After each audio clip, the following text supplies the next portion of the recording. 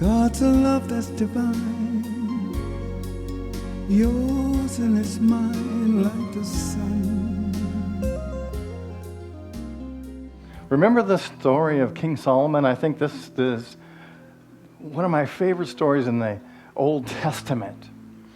King Solomon was a king about the time of 950 BCE, before the Common Era.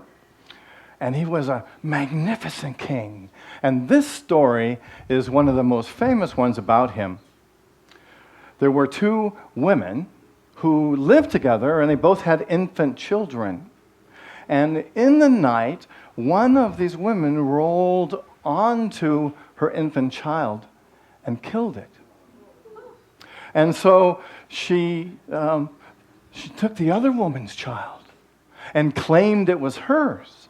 And so there was much bickering in their household and fighting. And it was decided that they would go to King Solomon to figure out what to do with this child. Whose child is it really? And so they come before King Solomon, and he says, "Put the child on the table and bring me my sword." And he takes out his sword, shring, and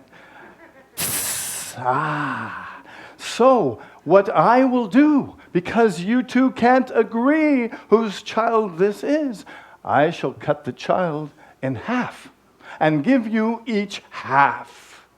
So he took his sword and he raised his sword and was about to strike the child in half when one of the women said, "No, please don't kill the child." And King Solomon said, "Oh, then you must be the mother of the child. So you take the child." King Solomon had great understanding, and he was a great leader. This year, we're talking about the 12 powers. The first Sunday of every month, we will be talking about one of the 12 powers. Charles Fillmore created the idea of these 12 powers and believed that each one of us has these innate capabilities within us to live and to express these powers. And he believed that if we could so connect with each of these powers, that we could do the very things that Jesus did. Charles Fillmore said that we too could be Christ-like. And so this month we're talking about the power of understanding. Before I got into ministry, I was a school teacher, as many of you know, and I taught in Oakland, California at Toller Heights Elementary School. Toller Heights is in East Oakland, a place that you would not be seen at night, a place that I passed prostitutes and drug dealers on the way to school every day. Every child in my class knew somebody that was in jail, that was on drugs, that had been shot or killed. Most of the children in my classes didn't have father figures in their life.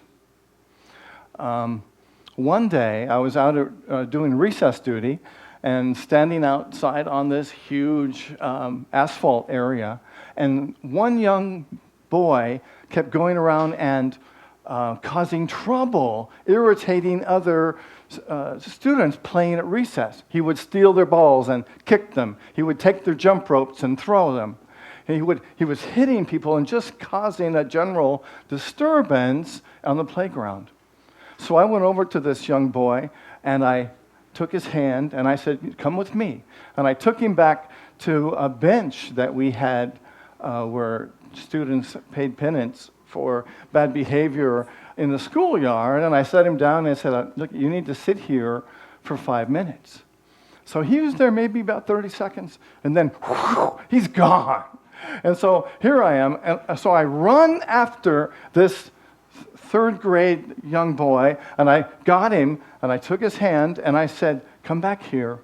Come and sit with me on the bench, and you need to stay here until recess is over." Well, we made it through recess. And I thought the episode was over with. However, the next morning when I got to Toller Heights Elementary School, his mom was waiting for me in my parking place. And she was furious because he had told her that I twisted his arm, that I threw him down on the bench, and that I told all the other students in the schoolyard not to play with him. And she said, "I'm going to get your job. How dare you hurt my child? You are going to pay for this." And so we went into the principal's office and made an appointment to see the principal at the end of the day. And I have to say, for a lot of the day, I was really anxious, and I was really afraid, and even questioning my own behavior. Did I do something that was right? Did I really hurt this child in the energy of the moment? And at lunchtime, I got to thinking about it, and I prayed about it. I was a Unity student at that time. And I just asked, what is it that I can know? What is it that I can do? What is the truth for this situation for me? And what I heard and felt and knew was that I hadn't done anything wrong. I hadn't hurt this young man. It's never my intention to hurt anyone. And so instantly I had this calmness over me. At the end of the school day, when I went into the principal's office, the mom was there, the young boy was there, the principal was there, of course, and the mom started again on this high horse, in this anger of repeating all these things that her son had told her. And I felt this potential to go ballistic. I felt the potential to defend myself. And I just thought, you know what? I'm just going to love everybody in the room. And I really just focused on loving this young man, loving his mom, being present in the moment. And after his mom ranted and raved for what seemed like forever, I said to the little boy, "Johnny, is this what really happened?" And he started to cry. And he said, "No, this wasn't it. I'm sorry. I lied. I didn't know what to do. I was afraid." And there was a whole different shift in the energy in that room. I believe because I was able to come to a place of spiritual understanding and to come from my center, to be able to weigh the truth, the situation, my feelings, the experience, and then come to a place where I understood the spiritual truth in that moment. And it's so interesting because the mom told me she was sorry. She started to volunteer in my classroom. And she would come to me for like counseling or just for support, or she wanted to know about where did I get these ideas? Where did I get this spiritual truth? And we had a fabulous relationship that lasted the rest of my time at Toller Heights Elementary School.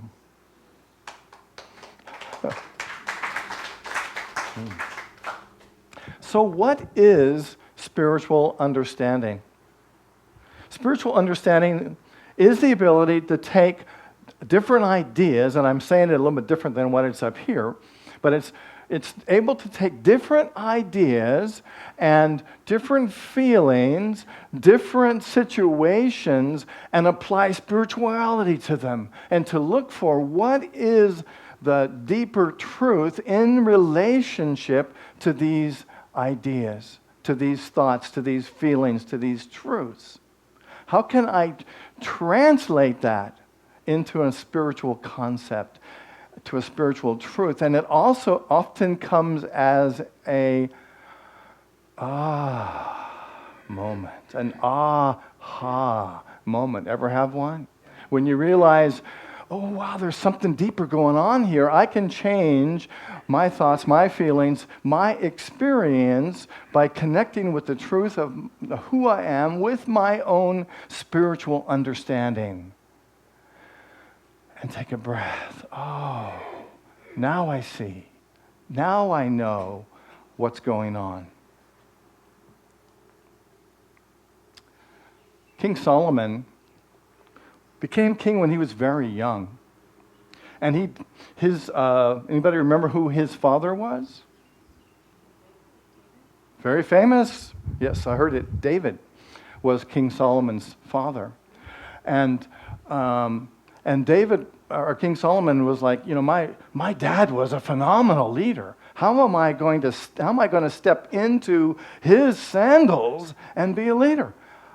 I don't know what to do. I don't know how to be a fabulous leader like my dad was. And so he fell asleep. And when he was asleep, he heard God came to him and in his sleep and said, I will give to you what you ask for. However, if you want something, you have to ask. Isn't that interesting? If you want something, you have to ask. If you want understanding, you have to ask for it. And so in the dream, God said, okay, Solomon, you gotta ask. So Solomon thought about it, and here's what Solomon said to God. Give thy servant, therefore, an understanding heart to judge thy people, that I may discern between good and evil. So he's saying, give me spiritual understanding. That's what I want. And who does he want it for? He wants it for his people, doesn't he? He's not wanting it for himself. He's wanting understanding so he can be the best possible ruler of his people that he loves. And because Solomon asked for understanding, he could help others, not himself. God said to him, I will give you also both riches and honor, and no king will compare to you. He asked for spiritual understanding, not for himself, not for his own ego, not so he could become richer and more powerful. He asked it for his people that he loved and wanted to serve. I think that's so important. So here are 6 steps that we can use to gain spiritual understanding. And these steps are based upon the story of Solomon and his relationship to God. First of all, we must strive for it. If we want spiritual understanding, if we want spiritual enlightenment, if we want to be able to use these powers, we have to strive for them. We have to make efforts to achieve them. I believe that they just don't happen by accident. We have to put out an effort and strive for that which we desire. The second thing we have to do is that the things that we want must serve the good of other people. Can you see how that's different? If we strive for understanding to help ourselves, and it's all about ourselves, I believe that we don't have quite that same strength in connection with the presence. But if we're asking it for everyone, for other people, then I believe that we are sharp in that intensity and that desire that Spirit has to want to gift us with the truth. I really believe that we are here on this planet not as separate entities as it appears to our ego, but we're on this planet to help to raise the consciousness, the standard of living, the amount of love that exists on this planet with each other. It's the great illusion is that we're separate. The great truth is that we are one. And so I believe what we're here to do is to support each other emotionally, physically, spiritually, and to behold that presence within each other, to help each other be the manifestation of spirit on this physical realm as it appears. And the third thing that we get to do is to react in love. All true spiritual understanding comes from a place of love. Every way that we can express our understanding, our wisdom, our power, our joy, our gifts is through love. If we are desiring something for ourselves or for something that comes from a limited consciousness or from a way that hurts somebody else in some way, it's not divine spiritual understanding.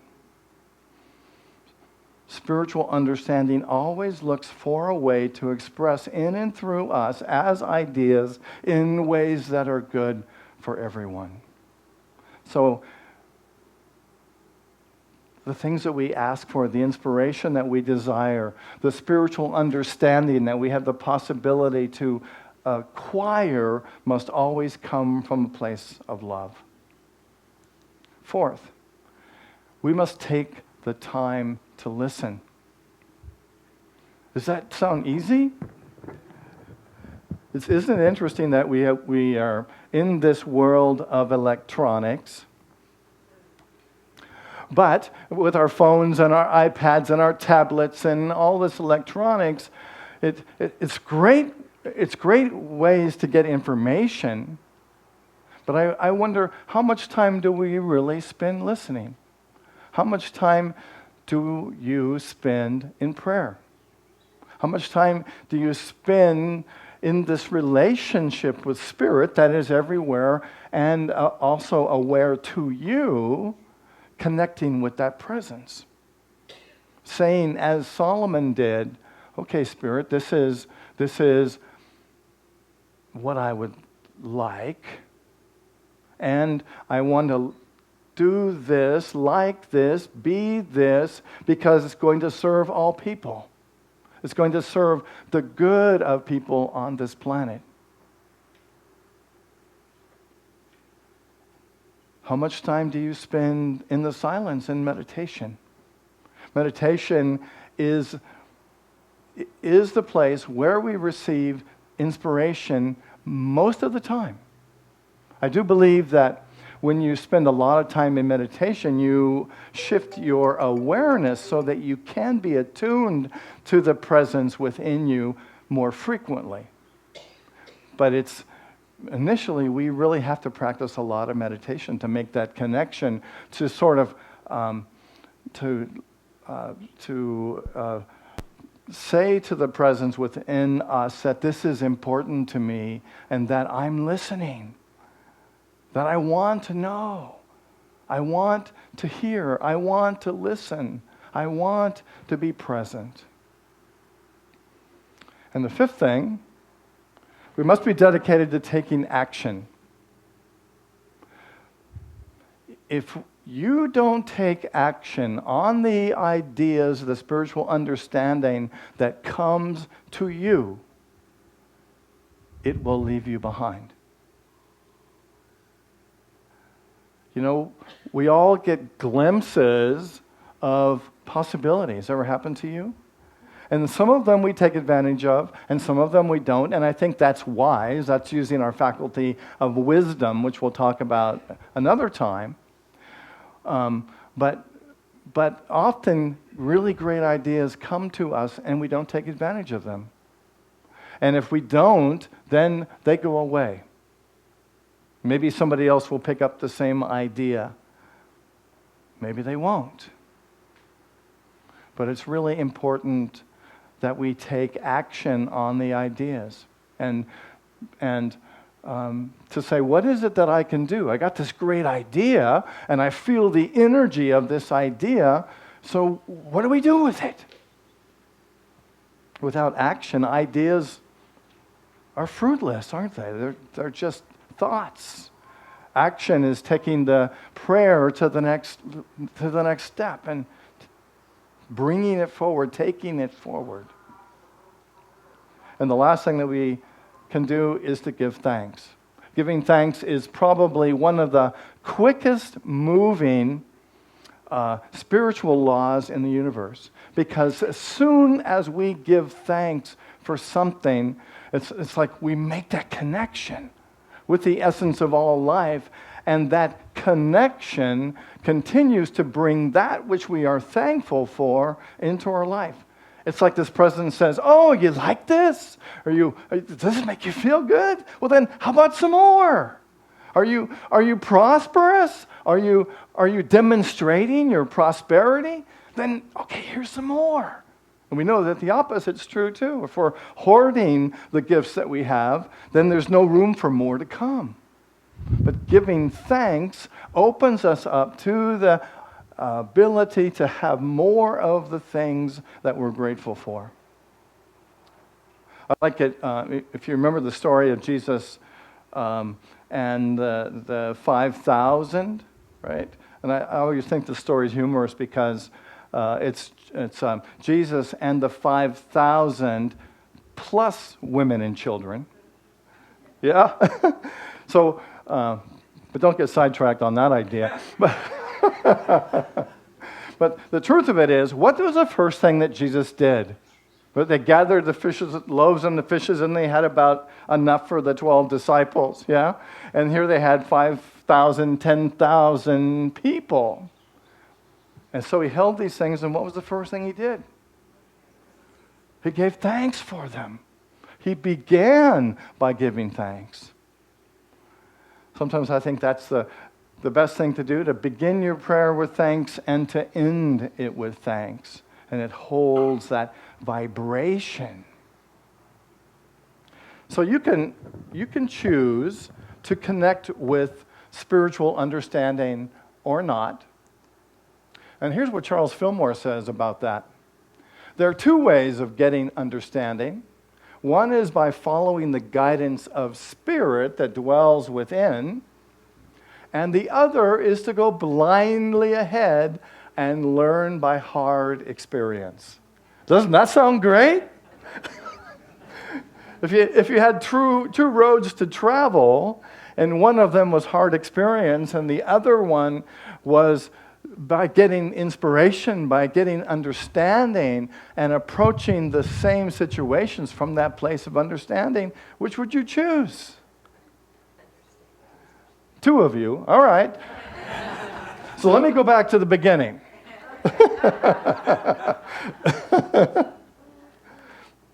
So, in all humankind, there is a knowing capacity that transcends intellectual knowledge. You know, we've been taught all of our lives, many of us, that the most important thing is intellectual knowledge. Well, there is a knowingness that is higher than understanding, or higher than knowledge, and that is understanding. Each one of us has the potential to achieve that level of understanding that transcends intellectual knowledge. And so I'll tell you just briefly what we talked about today, and I hope you'll remember. The first thing is we have to desire understanding. Secondly, we must also desire an understanding that will help other people.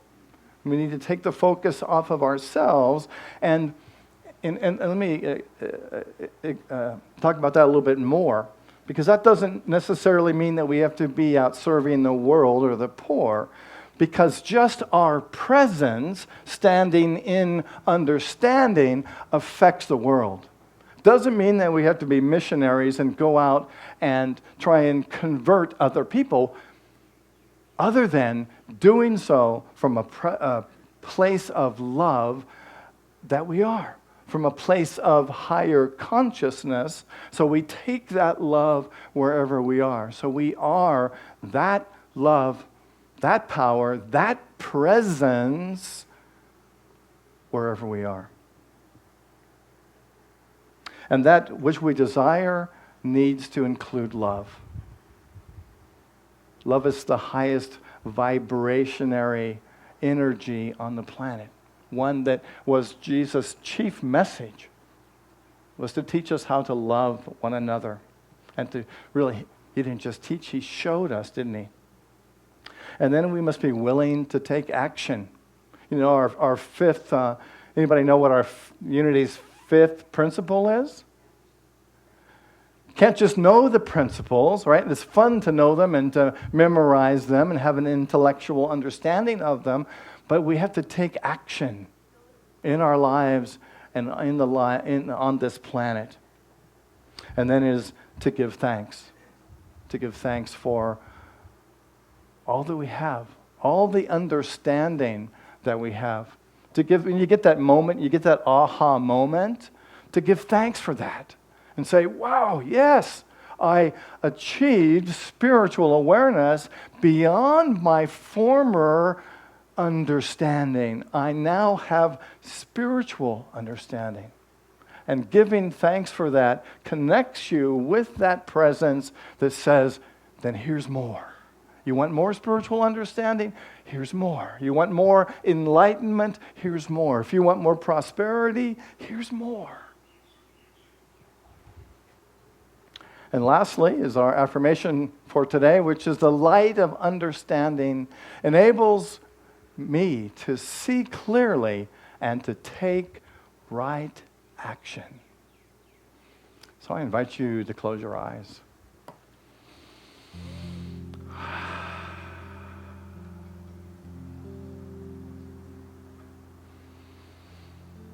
Breathing in and breathing out.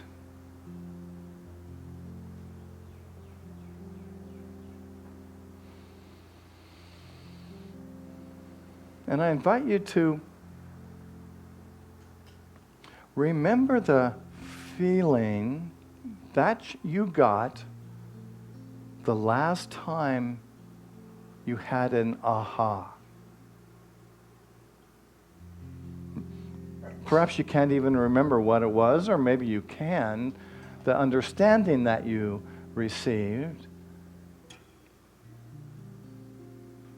And whether you can or not, I invite you to experience the feeling that you had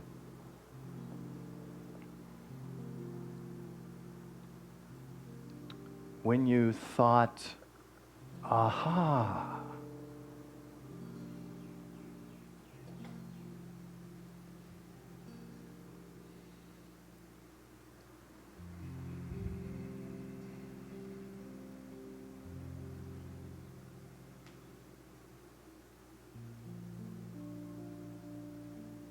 Aha.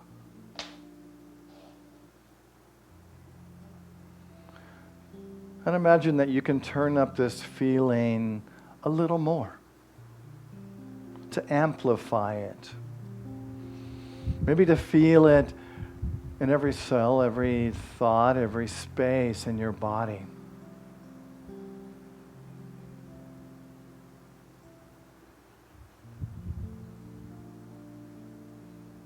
Perhaps you remember how it felt in your mind.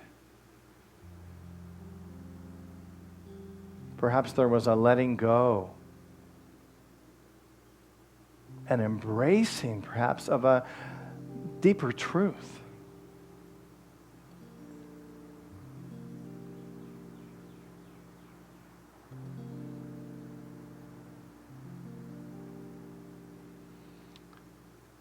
And remember how it felt in your spirit. To know that in that moment, you were one with the creative energy of the universe.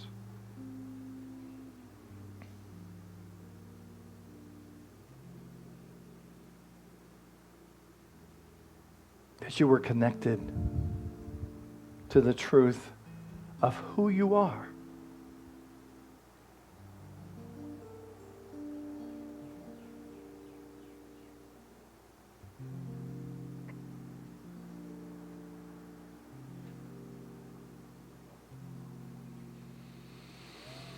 And take a breath.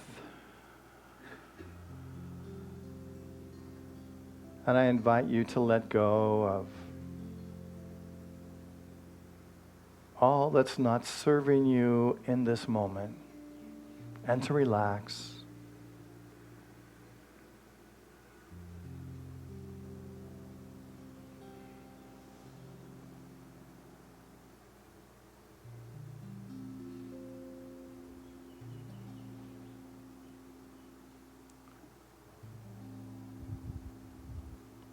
The light of understanding enables me to see clearly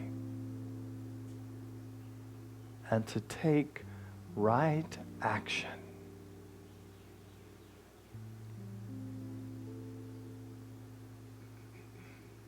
I do so with love,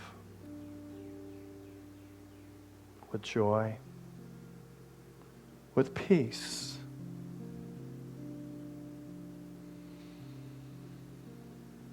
Knowing that the essence of Spirit is moving in and through me right now.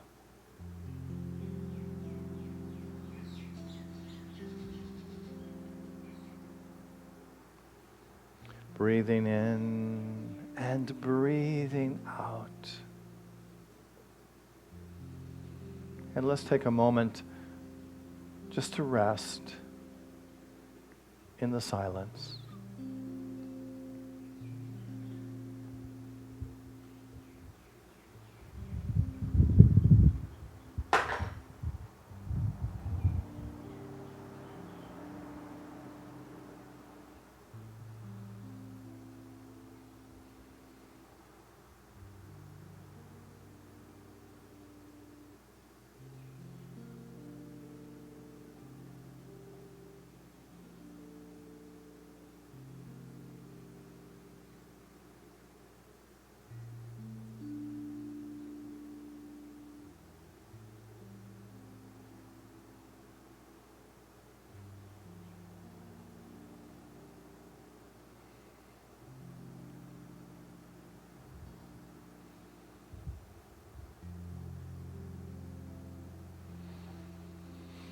Breathing in and breathing out. Gently allowing your awareness to return to this moment. Where I live, there are